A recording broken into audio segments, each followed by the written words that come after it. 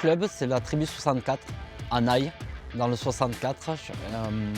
Le palmarès de mon club, c'est 3 titres de champion de France, 8 coupes du monde et un champion d'Europe d'aquathlon. Voilà. Le nombre de licenciés, c'est 250 licenciés. C'est un club familial. Mon meilleur souvenir, c'est une course par équipe avec mon club, en équipe. Voilà. On avait organisé une équipe mixte, filles, un handicapé et un homme. Et c'était au championnat de France par équipe, je ne me rappelle plus l'endroit. Mais le souvenir que j'ai, c'est qu'il y avait des marches et que les jeunes s'étaient mis à tous les endroits où il y avait des marches et ils venaient m'aider à soulever le fauteuil, me faire passer des obstacles. C'était très rigolo et c'est mon plus beau souvenir en triathlon avec mon club.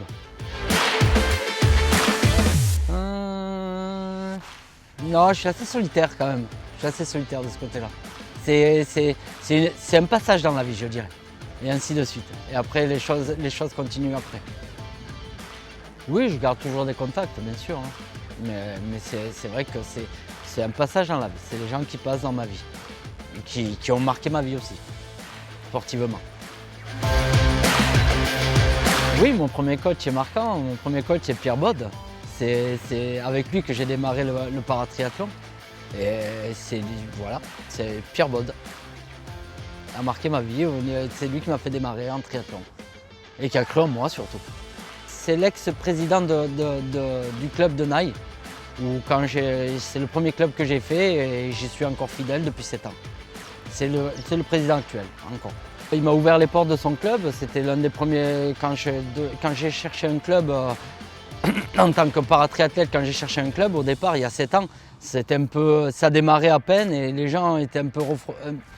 n'étaient pas prêts encore à recevoir des handis dans leur club, tandis que lui, il était en avance au niveau du paratriathlon, il voulait déjà des paratriathlètes. Et je suis arrivé au bon moment, c'est tout. Et voilà, et puis il m'a ouvert les portes de son club, et puis il a commencé à me faire mes programmes d'entraînement, chercher des financements pour aller dans mes premières courses. Ça a été l'un des premiers qui a cru en moi, surtout. C'est toujours travailler, jamais oublier qu'il faut travailler.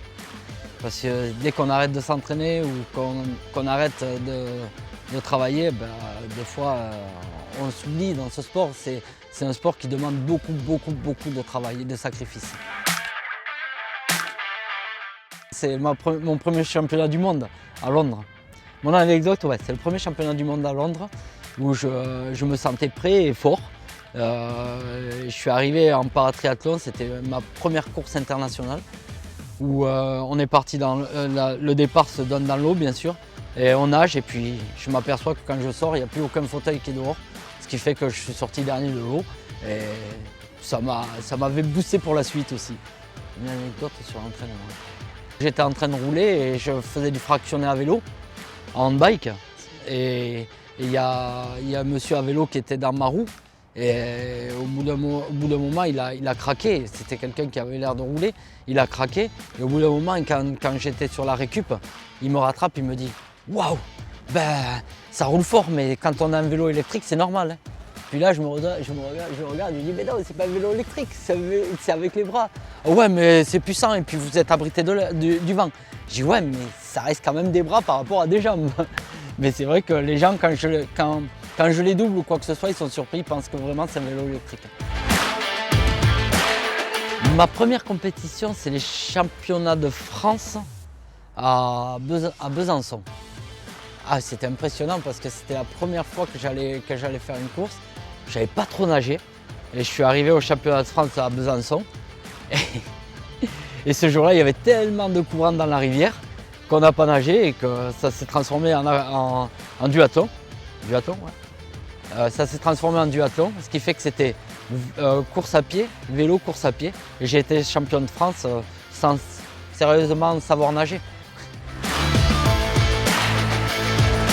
Le club comprend mon potentiel, pas de suite, ça c'est sûr, parce que vu comment je nageais comme un caillou, ma ténacité, quand ils ont vu que je m'entraînais très dur et que j'étais toujours à l'entraînement, ils ont compris que j'allais réussir quand même, entre guillemets. Ouais.